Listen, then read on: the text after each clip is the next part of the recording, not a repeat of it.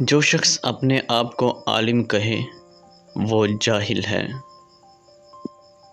ظالم کو معاف کرنا مظلوم پر ظلم ہے۔ جو شخص اپنے راز کو پوشیدہ رکھتا ہے وہ گویا اپنی سلامتی کو قابو میں رکھتا ہے۔ ہر شے کا ایک حسن ہوتا ہے اور نیکی کا حسن یہ ہے کہ فوراً ہی ادا کی جائے۔ وہ جو تجھے تیرے عیب سے آگاہ کرے وہ تیرا سچا دوست ہے۔ منہ پر تعریف کرنا گویا ذبح کرنا۔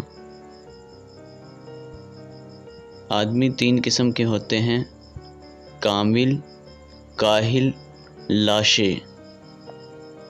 کامل وہ ہے جو لوگوں سے مشورہ کرے اور اس پر غور و فکر کرے۔ کاہل وہ ہے جو اپنی رائے پر ہی چلے اور کسی دوسرے سے مشورہ نہ کرے۔ لاشے وہ ہے جو نہ ہی اپنی رائے پر چلے اور نہ ہی کسی سے مشورہ کرے۔